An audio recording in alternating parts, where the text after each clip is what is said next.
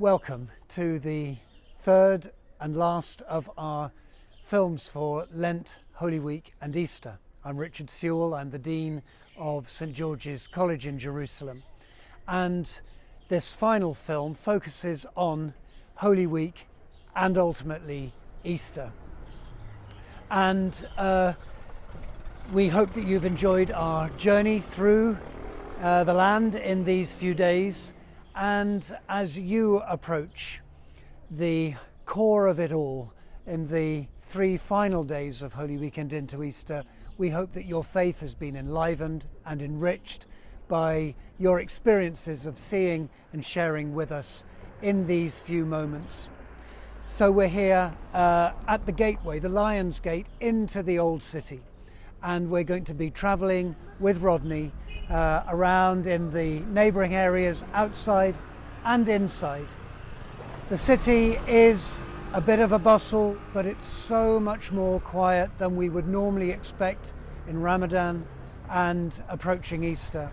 But as the war here in Gaza and throughout the land continues, we want to bring you the message of the Prince of Peace, whom this is all about.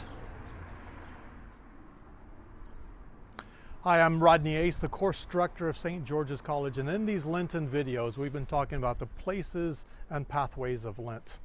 And now that we're here in Jerusalem, we can talk about the places and pathways of Holy Week. Just here on my right, a stone's throw away, are the walls of Old Jerusalem, specifically the wall of the Old Temple Mount. Here on my left is the Mount of Olives. When we're talking about the places and pathways of Holy Week, the places and pathways of Jesus, I'm particularly interested right now in the places that Jesus chose to stay, those that he made a temporary home. And as we look here to the left, 2 of the places, or both of the places that he stayed during Holy Week in Jerusalem, we can imagine. From the very top of the summit and just down a couple of plateaus is biblical Bethany, still commemorated today with the tomb of Lazarus. Just like it says in the Bible, it's a 2 miles distance between here and there, about a 45-minute walk. We do know Jesus had friends there, Lazarus, Mary, and Martha. Mark very clearly says that during Holy Week, he spent the night there, coming back and forth. So that's one of the places that are so important to tracing Jesus' movements here in Jerusalem during Holy Week.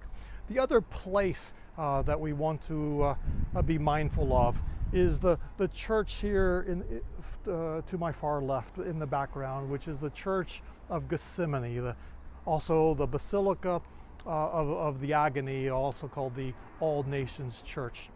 Gethsemane is a place that means oil press. It's a place for pressing and crushing olives to make olive oil. Biblical Gethsemane, just beyond that church, consists of a natural cave or a natural grotto, and it fits the story really well. Even some of the biblical scholars who are skeptical about the other Christian places give a whole lot of credibility to the grotto or the cave of Gethsemane. In terms of places, we can imagine Jesus in that grotto. It was a place that they frequented, a place that even Judas knew very well to take the temple guards there later. We go there on courses. Many of you have been with us as we try to walk through the events of Gethsemane. Jesus takes the disciples there after Last Supper. Then Jesus takes his 3 disciples a little bit farther away, let's say outside of the cave where Jesus prays, and even at one time another stone's throw away to pray by himself. If we're talking about places and their meaning, the whole idea of Gethsemane being a place of olives, a place of an olive press, we can think metaphorically about what this place is about to do to Jesus. When we're here with groups, it's often a reflection our chaplains pick up. The idea of the crushing of the olives, that olives are first crushed and then they're pressed. And this is too what's going to happen to Jesus, to his body. But olives are pressed in order for them to create something new, something useful. The olive pressings the remains of that are called gift. And even today, there's people turning these gifts into pellets that they use for fuel in their homes. But of course, the idea of making olives is to make the oil, going from olives to oil. And we can think metaphorically in our own lives and Jesus' lives of how that crushing produced something new. And it took place there at Gethsemane. If we move a little bit from places to pathways, and we've already set this up a little bit, this beautiful view introduces many of the key pathways of the Holy Week story. As I've mentioned, Bethany, and between here and Bethany is biblical Bethpage or Bethphage, where Jesus picks up his donkey.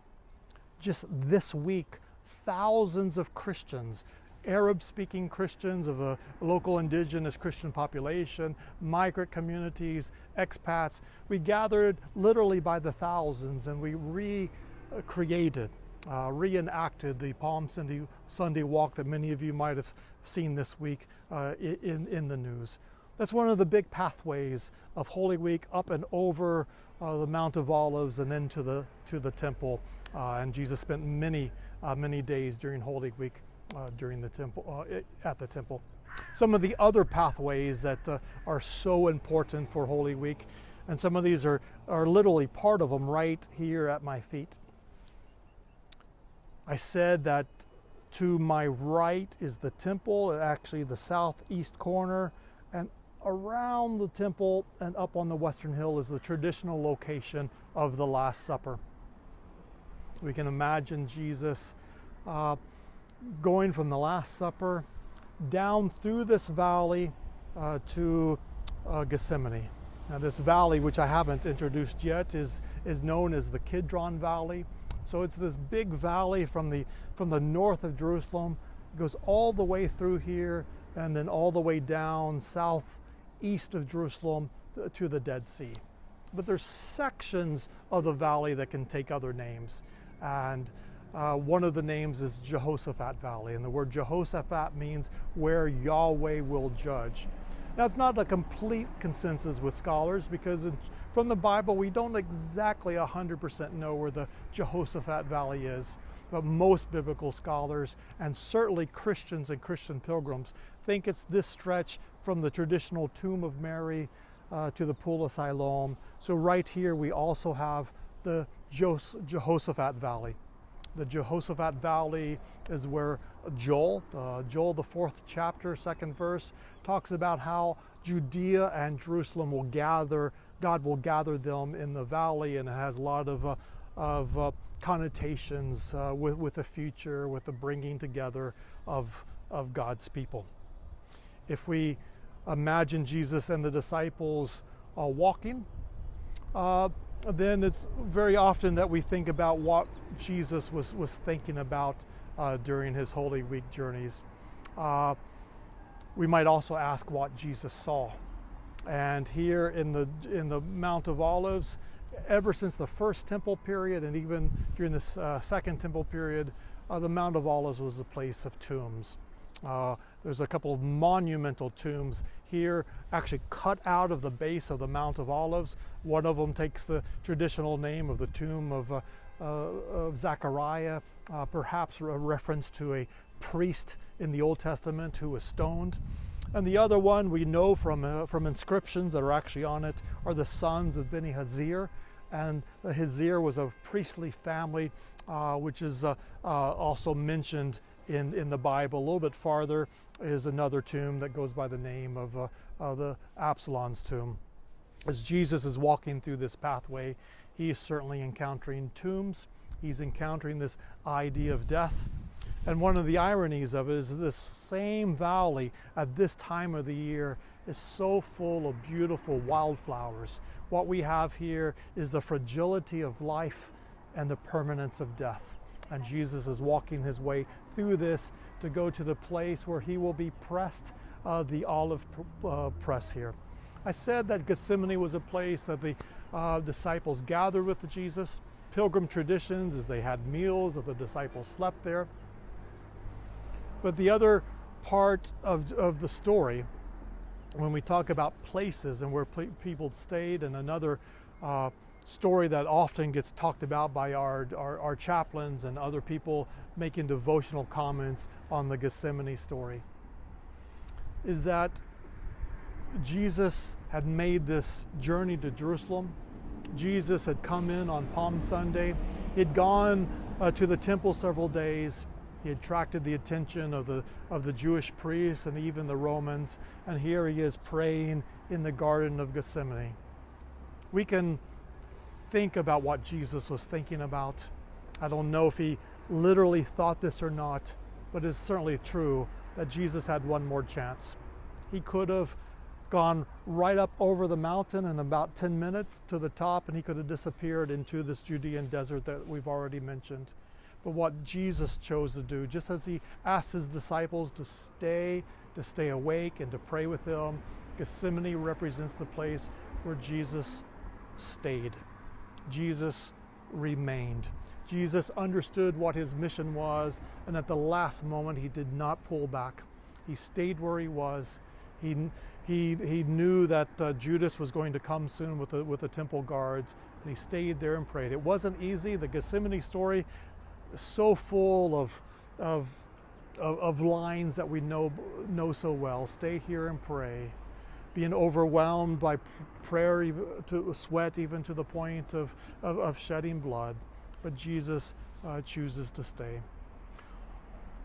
Once Jesus is arrested, and an arrest that's sealed with the image of a kiss, he almost certainly followed the very same pathway that he had taken just a couple of hours before. Today, this is known as the last path. And Jesus walked back up pretty close to where he was during the Last Supper, where he underwent trials by Caiaphas and the Jewish leaders. So those are some of the pathways.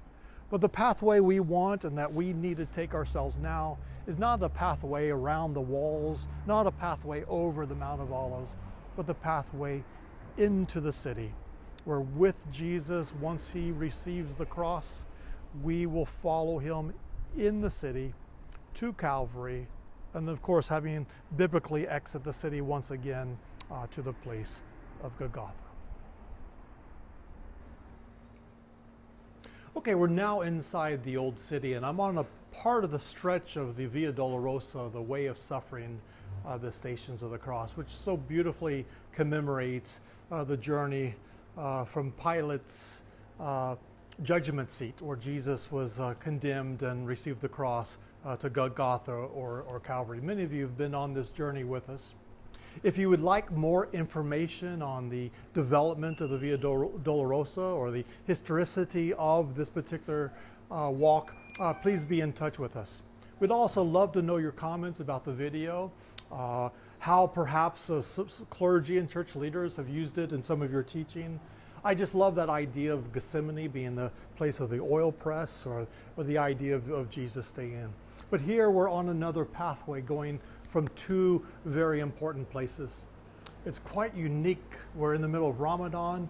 The shops are closed.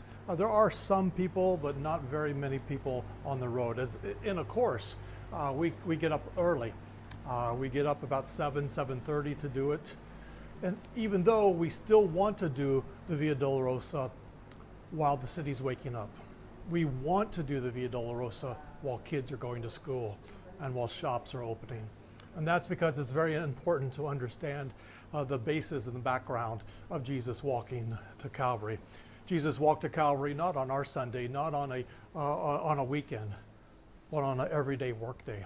Jesus comes to sanctify our work weeks, to redeem our everyday lives, and that's part of what the exercise of the Via Dolorosa is. Via Dolorosa, the way of suffering, of course, primarily we're following in the footsteps of Jesus, our Lord and Savior, of his pain, of his sorrows. If we put ourselves into the story, it's not always a simple or straight or obvious narrative. That's so often the reality of how we experience Holy Week. It's more fragmented than we wished. We want to be present for the entirety of the story, to live out the drama of Holy Week. But the demands of our lives, our work, our family, often means that we can only dip into parts of the story, only hear parts of the Holy Week narrative. In a way, that's what Calvary ends up being for us, here on the human side of Golgotha, a reckoning of the fragments of our lives, our need to let God pick up our broken pieces, which happens first through the suffering of Christ. Walking the Via Dolorosa in Jerusalem engages what we might call both content and context. We want to have our prayers and devotions, our time alone with God in the company of our pilgrim community. But these streets are real streets. The people we pass are God's children. What we might think are distractions and noise completes the whole of God's creation. By walking the way of the cross through the streets of Jerusalem, life's context becomes lived content, and the meaning of Calvary extends beyond ourselves. Very early this Friday morning, the Protestant communities of Jerusalem will gather for its own stations of the cross. We'll gather at Station 1, where Jesus is condemned, walking together in prayer, scripture, and silence, to the verge of Calvary, where we'll commemorate the final stations of Jesus' death, events that mark the pain of Good Friday that leads us into the silence of Holy Saturday.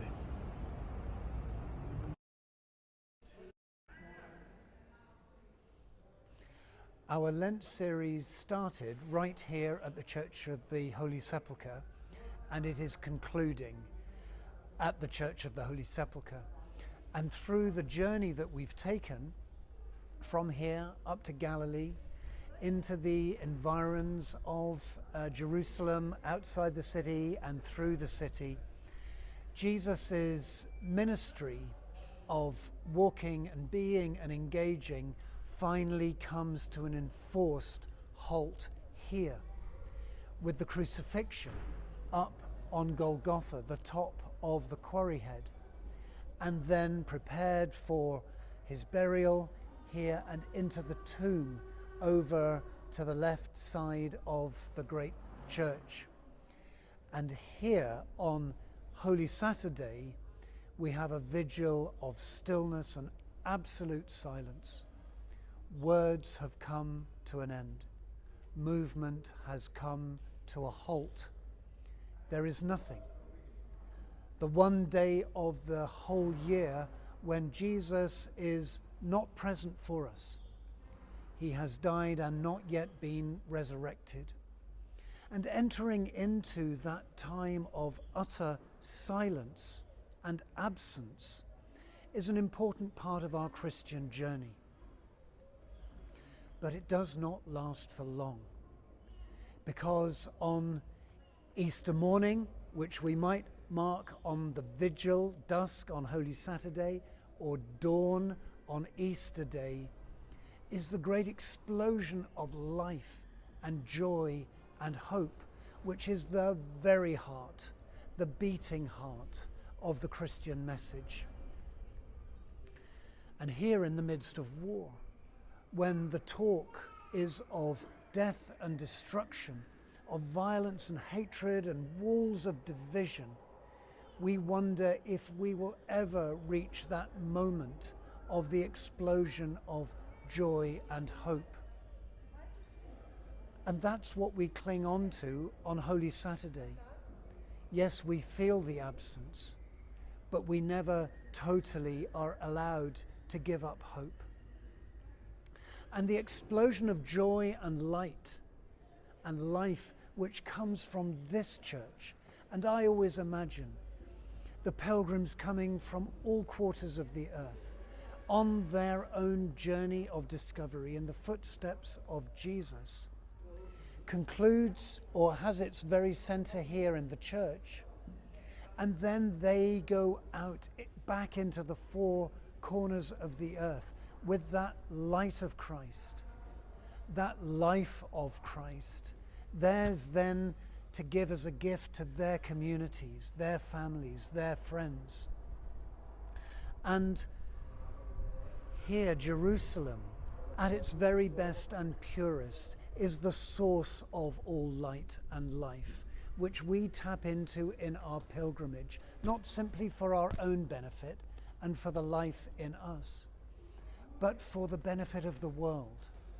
For the Christian message is not a personal message of salvation, or at least not only, but is a message for all the world, for the warring parts of the world, for the parts of the world lost in hatred and division and violence, a message of hope and peace and renewal and restoration. The earth as God intends it, the earth as God remade it in Jesus Christ. And so we give this as our gift to you, wherever you may be, the gift of life and hope and love. May this Easter renew that message for you, and may that message spring up with joy in your heart, that you may be a gift to those amongst whom you live and minister. God bless you from Jerusalem. God bless you from the Church of the Resurrection. God bless you wherever you are.